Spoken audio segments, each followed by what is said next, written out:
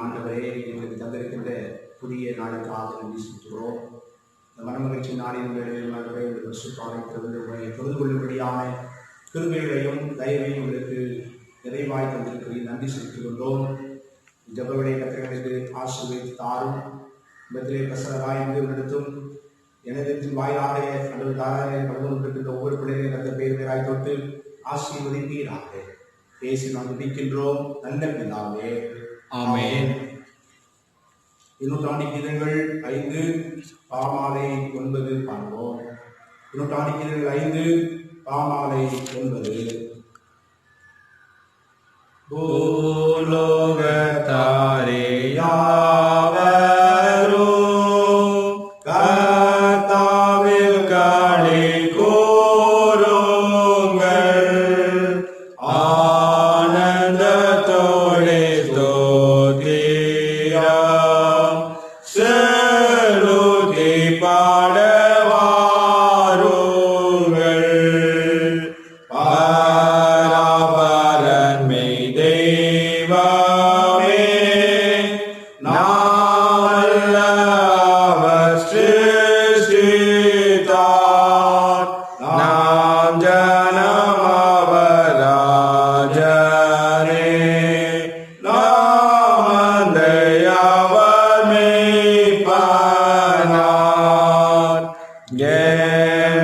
கெம்பீரித்தவர் வாசலை கடந்து உள்ளே செல்லுங்கள், சிறந்த அவர் நாமத்தை கொண்டாடி துதி செய்யுங்கள். கர்த்தர் தயாளர் இரக்கம் அவர்க்கு என்றும் உள்ளதே, அவர் அநாதி சத்தியம் மாறாமல் என்றும் நிற்குமே. வேமண்ணில் ஆட்சி செய்கிற ஏக தெய்வமாகிய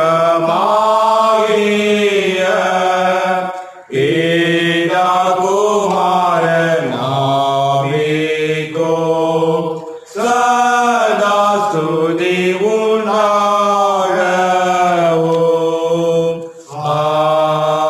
ஆமென். ஜெபம் பண்ண கிடவோம். பிதா குமாரன் பரிசுத்தாவியின் நாமத்தினாலே ஆமென். பரமநிலையில் இருக்கிற எங்கள் பிதாவே, நாம் பரிசுத்தப்படுவதாக, உம்முடைய ராஜ்யம் வருவதாக, உம்முடைய சித்தம் பரமண்டலத்தில் செய்யப்படுகிறது போல பூமியிலும் செய்யப்படுவதாக. அன்றாட அப்பத்தை எங்களுக்கு தாரும். எங்களுக்கு நம்மாய் குற்றம் செய்வர்களுக்கு நாங்கள் மன்னிக்கிறது போல எங்கள் குற்றங்களை மன்னியும். எங்களை சோதிக்க பிரவேசிப்படாமல் தீமையை நீங்கள் ரட்சித்துக் கொள்ளும். ராஜ்யம் வல்லமை மகிமையும் என்றென்றைக்குள்ளே. ஆமென்.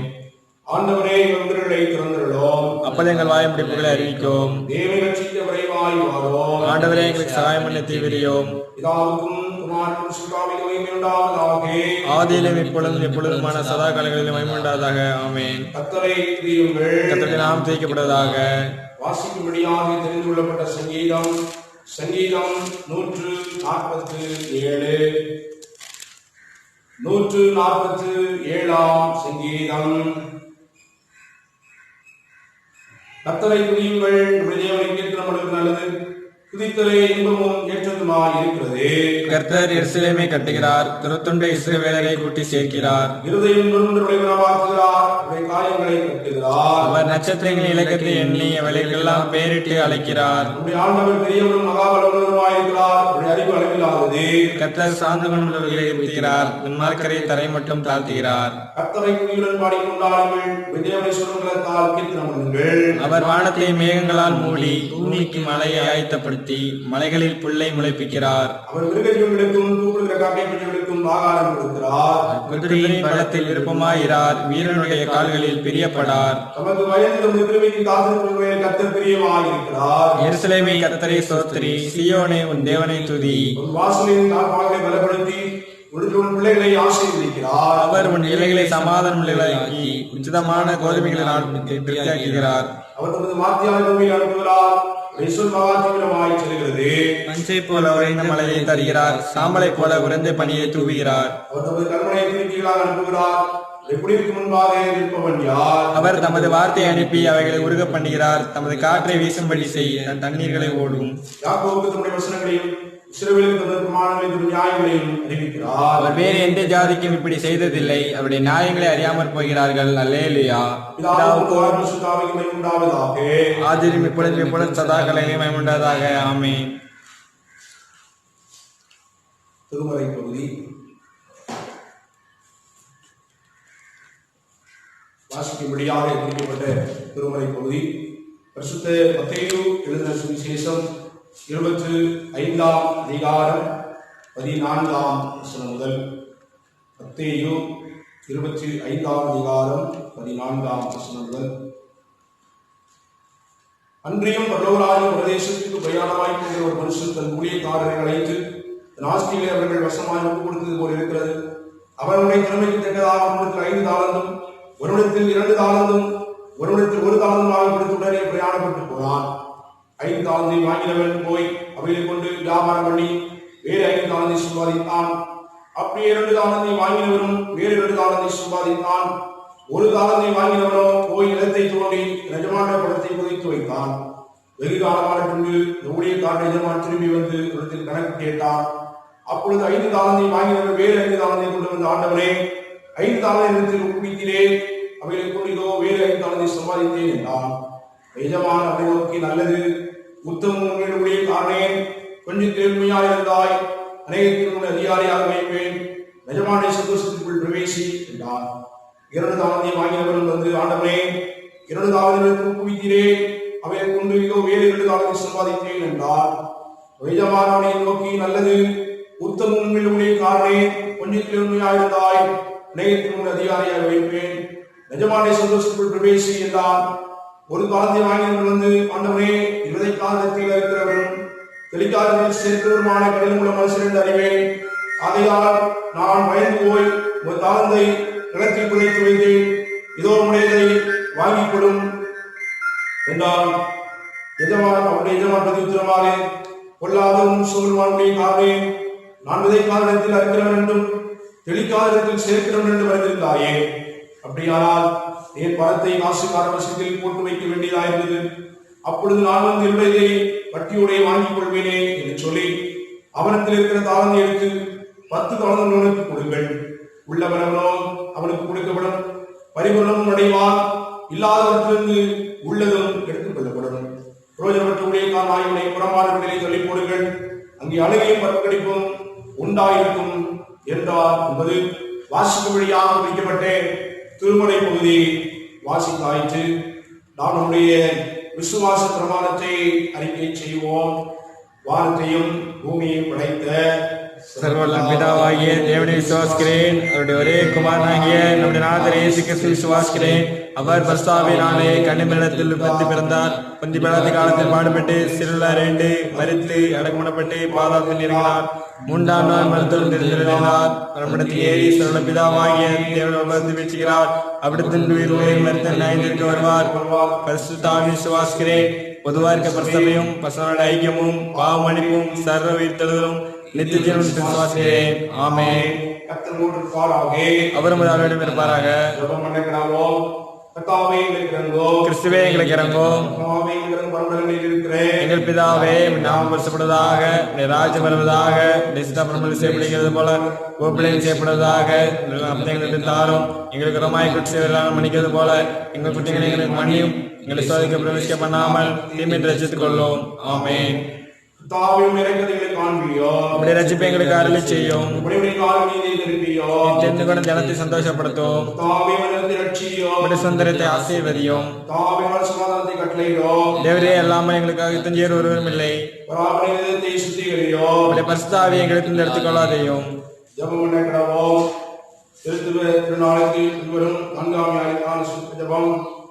நம்பிக்கை வைக்கிற யாவரையும் காப்பாற்றுகிறாய் தேவனே. உம்மாலே யாதொன்று மரணாயும் யாதொன்று சுத்தமாயும் விடாது. பரமபிதாவாகிய எங்களை ஆளுகிறவர்களிடத்தினால் நாங்கள் கடைசியில் நித்தியமானவர்களிலிருந்து போகாதபடிக்கு நித்தியமானவர்களை கடந்து செல்ல கர்த்தராகிய இயேசு கிறிஸ்து நிமித்தம் இரக்கத்தை மென்மேலுங்களுக்கு கட்டளையிட்டோம். ஆமென். சமாதானத்துக்கு காரணம் ஏக சிந்தையுள்ளவராய் தேவனே, மேலும் நித்திய ஜீவன் உம்மை சேவித்து மெய்சியாரும் தேவனை தஞ்சமாக அடியாராயினால் எந்த விரோத நிலைமைக்கு பயப்படாதபடியாக எங்கள் சத்துருக்கள் செல்லா பிரயத்தனம் என்று கர்த்தராகிய இயேசு கிறிஸ்து மூலமினால் எங்களை காப்பாற்றியருளோம். ஆமென். சர்வநித்திய தேவனே, இந்நாள் வரை எங்கள் சுகமாயிருக்கும் பரமபிதாவாய் கர்த்தாவே, இந்நாளில் முடிந்த வலிமையால் எங்களை காப்பாற்றி நாங்கள் யாதொரு பாவத்துக்கு உட்படாமலும் எவ்விதமான மோசத்துக்கு ஆகப்படாமலும் உமது பார்வைக்கு நீதியாக செய்வதற்கு நாங்கள் செய்த எல்லாவற்றையும் யாழ் நடத்திட வேண்டும் என்று இயேசு கிறிஸ்துவின் மூலமாய் வேண்டிக் கொள்கிறோம். ஆமென்.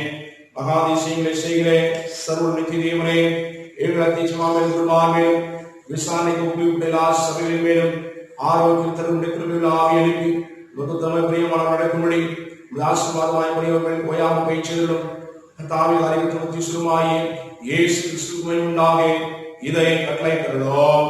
ஆமென். இத்திறந்து ஒருமுறைப்பட்டு நோக்கிய பொதுவான செய்ய எங்களுக்கு வெளியே சர்வநிதியவரே, 2 வீடாக 3 வீடாக நாமத்தினாலே கூடி வரும் பொழுது அவர்கள் கேட்கிறவர்கள் லட்சியம் என்று வாக்களிக்கிறீரே.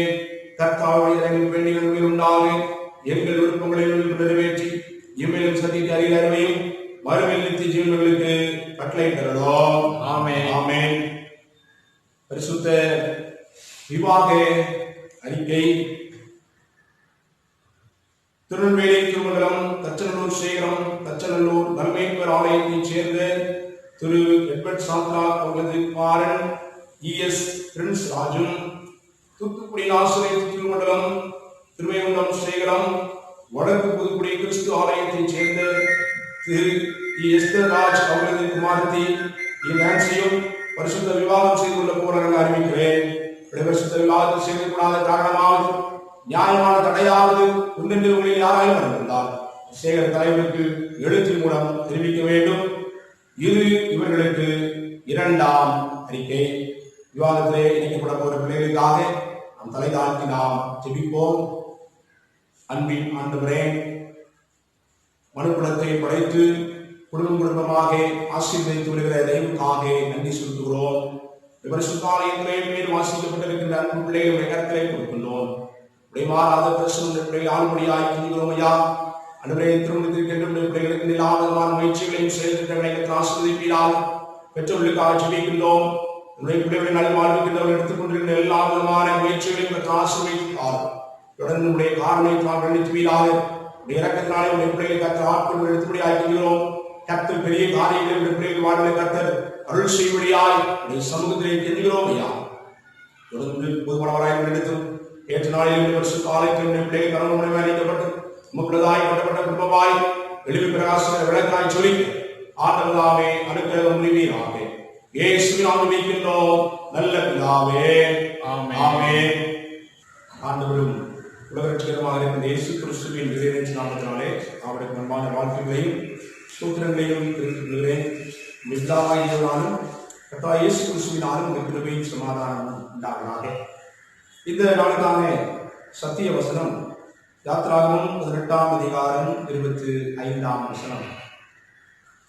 மோசே இஸ்ரவேல் எல்லாரிலும் திறமையுள்ள மனிதரை தெரிந்து கொண்டு 1000 பேருக்கு அதிபதிகளாகவும் 100 பேருக்கு அதிபதிகளாகவும் 50 பேருக்கு அதிபதிகளாகவும் 10 பேருக்கு அதிபதிகளாகவும் ஜனங்கள் மேல் தலைவராக்கினார். கிறிஸ்துவுக்குள் பிரியமானவர்களே, இந்த நாளிலும் நமக்கு கொடுத்திருக்கின்ற தலைப்பு உக்ரானத்துவம். உக்ரானத்துவம் என்ற ஒரு தலைப்பின் கீழாக நாம் சிந்திக்க இருக்கிறோம். நம்முடைய கரங்களிலே ஆண்டவர் ஒரு மேலாண்மை தந்திருக்கிறார். அதன் மூலமாக வளங்களை நாம் பலப்படுத்த அழைக்கப்பட்டிருக்கிறோம் என்பதை உணர்த்துகின்ற ஒரு தலைப்பாக இருக்கிறது. இந்த மோசேயை குறித்து பார்க்கப்படும் இஸ்ரவேல் ஜனங்களை வழிநடத்தி சென்றார். அதிகமான ஜனங்கள் கடந்து சென்றார்கள். அவருடைய நியாயம் விசாரிக்கின்ற பொறுப்பு அவனுக்கு கொடுக்கப்பட்டது. ஒருவராக தனியாராக அவரை செய்த பொழுது அவருடைய மாமனார் சொல் கேட்டு சில காரியங்களை செய்தான். அது என்ன என்று சொல்லி பார்க்கும் பொழுது மனிதரை, திறமையுள்ள மனிதரை தெரிந்து கொண்டான். தெரிந்து கொண்டு அவர்களுக்கு எல்லா விதமான நியாய பிரமாணங்களையும் சட்டத்திட்டங்களையும் கட்டளைகளையும் எல்லாவற்றையும் வெளிப்படுத்தி அவர்களையும் நியாயம் விசாரிக்கும்படியான ஒரு காரியத்தை செய்தார் என்று சொல்லி இந்த பகுதியிலே வாசிக்கிறோம். அன்புக்குரியவர்களே, நாம் வேதபாடமாக வாசிக்க கேட்ட திருமறை பகுதியை எடுத்துக் கொள்கின்ற பொழுது அது எவ்விதமாக சொல்லப்பட்டிருக்கிறது. அவனவனுடைய திறமைக்கு தக்கதாக என்று சொல்லப்பட்டிருக்கிறது. மத்தேயு 25ஆம் அதிகாரம் 15ஆம் வசனத்திலே நாம் அங்கு பார்க்கிறோம். யாத்திராகமம் 15ஆம் அதிகாரத்திலே இஸ்ரவேல் எல்லாரும் திறமையுள்ள மனிதரை தேர்ந்தெடுத்தார்கள். அன்புக்குரியவர்களே, ஆண்டவர் நம்முடைய கரங்களிலே பலவிதமான தாளந்துகளை தந்திருக்கிறார். நம்முடைய திறமைக்கு தக்கதாக நம்முடைய வாழ்விலே நாம் எவ்விதமாக செயல்பட முடியும் என்பதை உணர்ந்து நம்முடைய திறமைக்கு தக்கதாக ஆண்டவர் தாளந்துகளை தந்திருக்கிறார். 5 தாளந்தை வாங்கினவன் செய்த காரியம் என்ன? வேறு 5 தாளந்தை சம்பாதித்தான். 2 தாளந்தை வாங்கினவனும் வேறு 2 தாளந்தை சம்பாதித்தான். 1 தாளந்தை வாங்கினவன் அதை போய் புதைத்து வைத்தான் என்று சொல்லி இந்த பகுதியிலே பார்க்கிறோம். நெடுநாளான பின்பு எஜமான் வந்து கணக்கு கேட்கின்ற பொழுது 5 தாளந்தை வாங்கினவன் வேறு 5 தாளந்தை வந்து கொடுத்தான். 5 தாளந்தை கொடுத்து நான் இதை கொண்டு வேறு 5 தாளந்தை சம்பாதித்தேன் என்று சொன்னான். அதே போல 2 தாளந்தை வாங்கினவனும் அதே காரியத்தை செய்தான், வேறு 2 தாளந்தை சம்பாதித்தான். இவ்விதமாக அவர்கள் செய்த பொழுது அவர்களுக்கு கொடுக்கப்பட்ட காரியம் என்ன? கொஞ்சத்திலே நீ உண்மையாயிருந்தாய், அனைவத்தின் மேல் உன்னை அதிகாரியாய் வைப்பேன், எஜமானுடைய சந்தோஷத்திற்குள் பிரவேசி என்று சொல்லி அவனுக்கு வாக்கு கொடுக்கப்பட்டது. ஆனால் 1 தாளந்தை வாங்கினவன் வந்து சொல்கிறான், நீ விதைக்காத இடத்தில் அறுக்கிறவரும் தெளிக்காத இடத்தில் சேர்க்கிறவருமான கடினமுள்ள மனுஷன் என்று அறிவேன். ஆகையால் நான் பயந்து போய் 1 தாளந்தை நிலத்தில் புதைத்து வைத்தேன், இதோ உடையதை வாங்கிக் கொள்ளும் என்றான். அவனுக்கு கொடுக்கப்பட்ட தாளந்தை அவன் புதைத்து வைத்தான், மறைத்து விட்டான். அன்புக்குரியவர்களே, ஆண்டவர் உன்னை கரங்களிலே தாளந்துகளை தந்திருக்கிறார். அந்த தாளந்துகளை கொண்டு இன்னும் அவருக்கு பிரியமாக நடக்க வேண்டும், இன்னும் வேறு தாளந்துகளை சம்பாதிக்க வேண்டும் என்று சொல்லி ஆண்டவர் விரும்புகிறார். ஆனால் தாளந்தை அநேக நேரங்களிலே நாம் மறைக்கின்றவர்களாக இருக்கிறோம். என்னால் இதை செய்ய முடியாது, என்னால் இந்த காரியத்தை செய்து கொள்ள முடியாது, மற்றவர்கள் முன்பதாக செய்து கொள்வது அவர்கள் ஏளனமாக நினைப்பார்கள் என்று சொல்லி ஒரு தாழ்வு மனப்பான்மையோடு கூட அநேக நேரங்களிலே ஆண்டவர் நமக்கு தந்திருக்கின்ற தாளந்துகளை எல்லாம் வீணாக்கி விடுகிறோம், தாளந்துகளை எல்லாம் மறைத்து விடுகிறோம். அதைத்தான் இந்த பகுதியில் பார்க்கிறோம். ஆனால் 5 தாளந்தை வாங்கினவன் 2 தாளந்தை வாங்கினவன் அதை கொண்டு வேறு தாளந்துகளை சம்பாதித்து எஜமானுடைய பாராட்டை பெற்றான். அன்புக்குரியவர்களே, இந்த 5 தாளந்தை 2 தாளந்தை வாங்கினவர்கள் அவர்கள் எப்படிப்பட்டவர்களாக என்றால் சொல்லி பார்க்கும் பொழுது பிரோஜனமுள்ள ஊழியக்காரர்கள். 25:30 வசனத்தை பார்க்கிறோம். பிரோஜனமற்ற ஊழியக்காரனாய் இவனை புறம்பானவர்களிலே தள்ளி போடுங்கள். பிரோஜனமற்ற ஊழியக்காரன் யார் என்று சொல்லி பார்க்கும் பொழுது 1 தாளந்தை வாங்கினவன். அவன் வாங்கி அதனை எந்த விதமான காரியத்தையும் பயன்படுத்தாமல் புதைத்து வைத்தான். அதனால் பிரோஜனம் இல்லை, பிரோஜனமற்ற ஊழியக்காரன் என்று சொல்லி பெயர் பெறுகிறான். அது மாத்திரமல்ல, 26ஆம் வசனத்திலே கொல்லாதவனும் சோம்பலுமான ஊழியக்காரன் என்று சொல்லி அழைக்கப்படுகிறான். ஆனால் 5 தாளந்தை வாங்கியவர்கள் 2 தாளந்தை வாங்கினவன் இவ்விதமாக அழைக்கப்படுகிறான், உத்தமமும் உண்மையுள்ள ஊழியக்காரனே என்று சொல்லி. அன்புக்குரியவர்களே, நம்முடைய வாழ்க்கையிலே நாம் எப்படி இருக்கின்றோம்? 3 காரியங்களை நாம் பார்க்க இருக்கிறோம். இந்த 5 தாளந்தை வாங்கினவர்கள் 2 தாளந்தை வாங்கினவர்கள் எந்த காரியத்தை தங்களுடைய வாழ்விலே மேற்கொண்டார்கள் என்று சொல்லி பார்க்கின்ற பொழுது, முதலாவதாக அவர்கள் தங்களுடைய வாழ்விலே அவர்கள் பரிசுத்தம் நிறைந்தவர்களாக இருந்தார்கள், சுத்தமாக காணப்பட்டார்கள். தங்களுடைய கரங்களிலே கொடுக்கப்பட்ட காலத்தை அப்படியே வேறு 5 தாளந்தாக மாற்றினார்கள். காரணம் என்ன?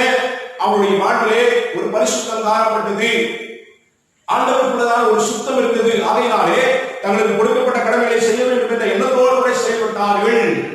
எந்த ஒரு சூழ்நிலையிலும் அவர்கள் தங்களுடைய பரிசுத்தத்தை அவர்கள் உடைத்துக் கொள்ளவில்லை.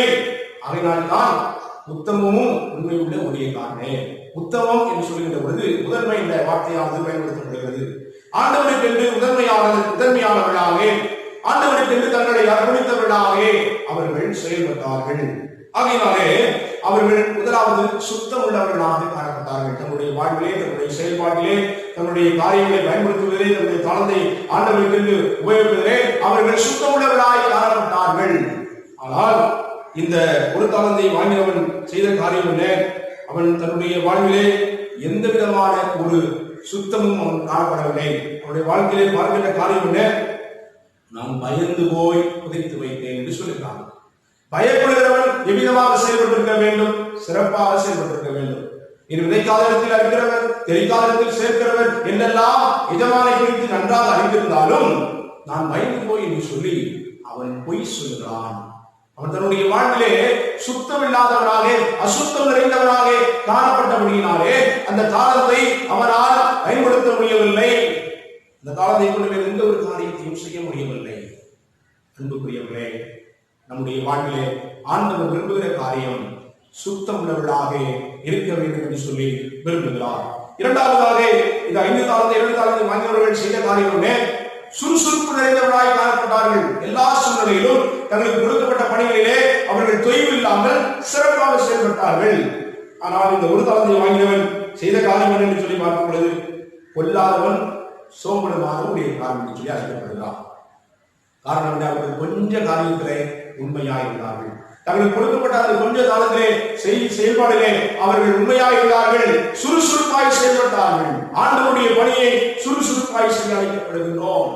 ஆண்டவருடைய பணி, கர்த்தருடைய வேலையை அசதியாய் செய்கிறவன் சபிக்கப்பட்டவன் என்று சொல்லப்பட்டிருக்கிறது. அன்புக்குரியவர்களே, ஆண்டவருக்கு என்று சாட்சியாய் வாழ்கிற நாம் எப்பொழுதும் ஆண்டவருக்கு என்று சுறுசுறுப்பாக ஆண்டவர் கொடுத்திருக்கின்ற தாளந்துகளை அவருக்கு என்று இன்னும் உற்சாகமாக பயன்படுத்த நாம் அழைக்கப்படுகிறோம். அதைத்தான் 5 தாளந்து உடையவர்கள் 2 தாளந்து உடையவர்கள் சுறுசுறுப்பாக நம்முடைய வாழ்க்கையிலே செய்தார்கள். நம்முடைய வாழ்விலே உக்கிரானத்துவம் கொடுக்கப்பட்டிருக்கிறது. உக்கிரானத்துவம் கொடுக்கப்பட்டிருக்கிற வளங்களை மேலாண்மை செய்ய முதலாவதாக நாம் செய்ய வேண்டிய காரியம் சுத்தமாக இருக்க வேண்டும், பரிசுத்த வேண்டும்.